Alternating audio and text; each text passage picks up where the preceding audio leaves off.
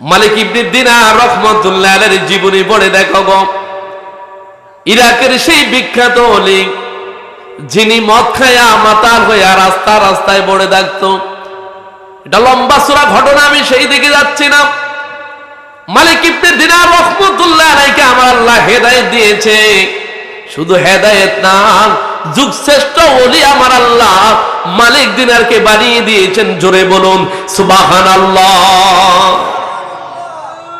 মালিক ইবনে দিনার রাহমাতুল্লাহ আলাইহি তিনি বলেন, আমার জীবনের একটি ঘটনা, আমার জীবনে আমি 60 থেকে 70 বার হজ করেছি।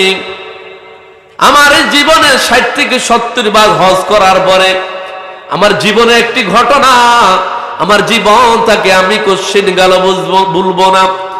ঘটনাটা হলো এইভাবে, মালিক দিনার রাহমাতুল্লাহ আলাইহি যখন হজ করার জন্য আল্লাহর ঘরে খানে খাবারের মধ্যে গেল, উকুকে আরাফার ময়দানে মালিক দিনার রাহমাতুল্লাহ আলাইহি আল্লাহর কাছে একদিন 2টা হাত উত্তোলন করে দোয়া করে, আল্লাহ জীবনে 60 থেকে 70 বার তুমি আমারে হজ করাইলাম, আল্লাহ প্রতি বছর হজ করলাম, কিন্তু এই বছরের মতো এত মানুষ আর আমি দেখি নাই, এত হাজী সাহেব হজ করার জন্য এসেছে, আল্লাহ তুমি যদি আমার একটু স্বপ্নে দেখাইতাম কোন মানুষটার হজ তুমি কবুল করেছ আর কোন মানুষটার তুমি হজ তুমি আল্লাহ কবুল করো নাই, আমার একটু যদি স্বপ্নে দেখাইতাম।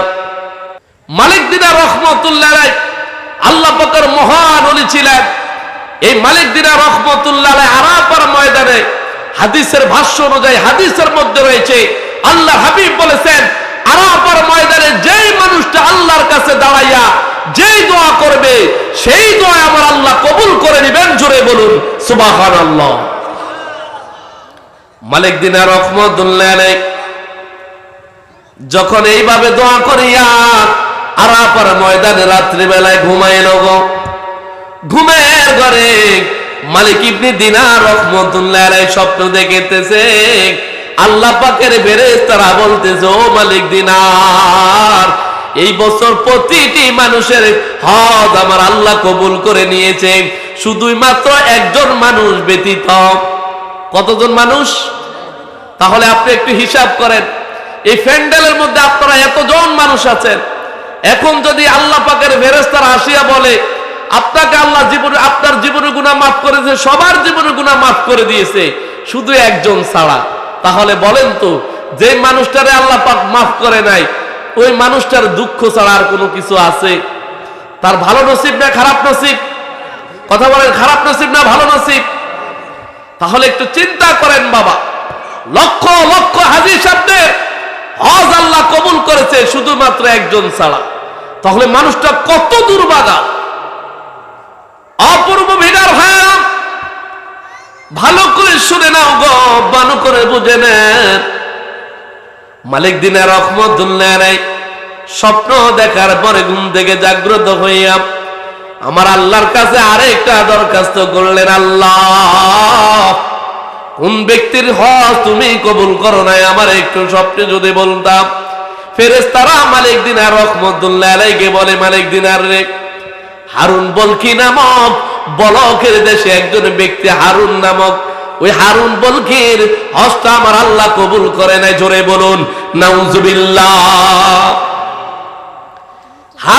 ইমাম মালিক দিনার রাহমাতুল্লাহ আলাইহি বলতেছে, এই মানুষটা এত দুর্ভাগা, সবার লক্ষ লক্ষ মানুষের হজ কবুল হয়েছে, তার হজটা আল্লাহ পাক কবুল করে নাই, তাহলে আমি দেখে আসি এই মানুষটা কেমন মানুষ, কত পাপী হলে আমার আল্লাহ তার হজ কবুল করে না। তখন তিনি সেই আরাফার ময়দান থেকে বলকের দেশে চলে গেলেন। যাওয়ার পরে বলতেছে, আপনাদের এলাকার মধ্যে হারুন বলকি নামক কোন ব্যক্তি আছে?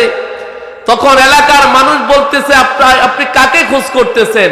ওই ব্যক্তিকে, যেই ব্যক্তি দিন রাত 24টা ঘন্টা জঙ্গলে গিয়ে নামাজের সেজদার মধ্যে যাইয়া কান্দে, আল্লাহ আপনি আমার জীবনের গুনাহ মাফ করে দেন। জোরে বলুন সুবহানাল্লাহ। তাহলে আপনি চিন্তা করে দেখেন, যেই মানুষটা নামাজের মুসল্লায় সেজদার মধ্যে যাইয়া কাঁদতেছে, আল্লাহ আপনি আমারে মাফ করে দেন। হারুন মালিক দিনার রহমতুল্লাহ আলাইহি তিনি সেই জঙ্গলের মধ্যে চলে গেলেন। যাওয়ার পরে দেখতেছে দীর্ঘ সময় হারুন বলখি রহমতুল্লাহ আলাইহি নামাজের বিছানায় দাঁড়ায়া দাঁড়ায়া তিনি আল্লাহর কাছে দোয়া করেন, আল্লাহ আপনি আমার জীবনে গুনাহ মাফ করে দেন। এইভাবে যখন দোয়া করতেছে, সালামটা ফিরানোর পরে মালিক দিনার রহমতুল্লাহ আলাইহিকে হারুন বলখি বলতেছে, আপনি বলতেছে আমি এই জগতের এই বর্তমান জগতে আমি যুগশ্রেষ্ঠ ওলি হারুন, আমি মালিক দিনার রহমতুল্লাহ আলাইহি। তখন তিনি বলতেছেন, ও আপনি এই কথা বলার জন্য আমার কাছে আসছেন, এই বছর আমার হজ আল্লাহর দরবারে কবুল হয় নাই। তাহলে আপনি চিন্তা করে দেখেন, হারুন বলখি রহমতুল্লাহ আলাইহি বলতেছে আমার জীবনে আমি 30 থেকে প্রায় 35 বার হজ করেছি। 30 থেকে প্রায় কয়বার? 35 বার হজ করার পর এরপর আমার আল্লাহ পাক তার জীবনের গুনাহ মাফ করে। তাহলে আপনি কি মনে করতেছেন হজ করার পরও আমার আল্লাহ মাফ করতেছে না? অথচ আল্লাহর হাবিবের হাদিসের ভাষ্য অনুযায়ী কোন মানুষ মক্কায় মদিনায় গিয়ে হজ যদি করতে পারে আমার আল্লাহ তার জীবনের তামাম গুনাহ মাফ করে দিবে। জোরে বলুন সুবহানাল্লাহ। হারুন বলখি রহমতুল্লাহ আলাইহি মালিক দিনারকে বলতেছে, ও মালিক দিনার এই কথাই বলতে এসেছ আমার হজ আল্লাহর দরবারে কবুল হয় নাই? হারুন বলখি বলতেছে আমি প্রতি বছর হজ করার পরে একজন না একজন মানুষ আমারে আসিয়া বলতেছে আপনার হজ আল্লাহর দরবারে কবুল হয় না। জোরে বলুন নাউজুবিল্লাহ। ভাইয়া মালিক দিনার রহমতুল্লাহ আলাইহি এই কথা শুনিয়া বলতেছে কোন কারণে আমার আল্লাহ আপনার 30 থেকে 35 বার হজ করার পর আমার আল্লাহ আপনার হজ কবুল করে নাই? হারুন বলখি রহমতুল্লাহ আলাইহি তখন তার জীবনের ঘটনা বলতেছে, ও ভাই আমি ছিলাম মাতাল মানুষ। আমি রমজান মাসে যখন আমি মদ পান করিয়া ঘরের মধ্যে আসলাম, আসার পরে আমার মা জননী আমার একটা চাপাঘাত করেছে, থাপ্পড় দিয়েছে আর বলতেছে, ও হারুন এই রমজান মাস মুসলমানদের পবিত্র দিন, পবিত্র মাস, তুমি রোজা রাখো না, মদ খায়া মাতলামি করে করে বেড়াও। এই বলিয়া যখন আমারে থাপ্পড় দিল আমি এই মাতাল অবস্থায় আমার মা জননী রে একটা ধাক্কা দিলাম, থাপ্পড় মারলাম, ধাক্কা দিয়াম আগুনের মধ্যে ফালাই দিলাম। আগুন লাগিয়ে আমার মায়ের দেহের মধ্যে পুড়ে যায় আর আমার মা পৃথিবী থেকে বিদায় হইয়া যায়। কত দুর্ভাগা! মাকে যখন থাপ্পড় মেরে দেওয়ার কারণে আগুনে যখন মা পড়ে যায়, মারা যায়, তখন যখন তার হুঁশ ফিরে আসলো, মাতলামি যখন এক কথা হলো মদের অ্যাকশনটা যখন চলে গেল, ফিরে আসার পরে তখন মালিক হারুন বলখি বলতেছে তার বিবিকে বলতেছে, বিবি বলতেছে তোমার ঘর করা যাবে না। যেই সন্তান মাকে থাপ্পড় মারতে পারে, আগুনের মধ্যে ফেলাইতে পারে, ওই স্বামীর ঘর আমি করব না। এই বলে যখন স্ত্রী চলে যায়, যাওয়ার পরে স্ত্রীকে বলতেছে, স্ত্রী কোন হাত দ্বারা আমি আমার মাকে আঘাত করেছি? বলতেছে এই হাত দ্বারা আপনি আঘাত করেছেন। হারুন বলখি একটা অস্ত্র ধারা ছুরি দ্বারা তার ওই হাতটাকে কেটে ফেলে দিয়ে এরপরে বন জঙ্গলে চলে যায়, আল্লাহর ইবাদতে মশগুল হয় আর আল্লাহর কাছে কান্নাকাটি করে, আল্লাহ আপনি আমার জীবনের গুনাহ মাফ করে দেন। এইভাবে যখন কান্নাকাটি করে তখন আমার আল্লাহ পাক তারে মাফ করে না। হারুন বলখি রহমতুল্লাহ আলাইহি এই কথা বলার পরে মালিক দিনার বলে, ও বান্দা তুমি আল্লাহ পাকের দুর্ভাগা বান্দা। তো হযরত হারুন বলখি রহমতুল্লাহ আলাইহি মালিক দিনার একটা সোপার আঘাত করলেন, বলতেছে তোমার মতো পাপের গুনাহ আমার আল্লাহ মাফ করবে না।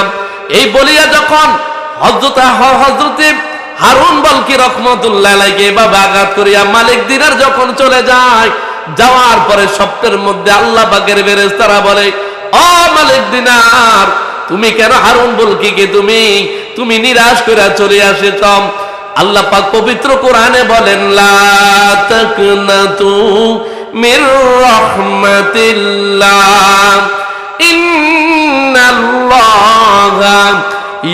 ইয়াগফিরুয যুনুবা জামিআ ইন্নাহু হুয়াল গফুরুর রহিম।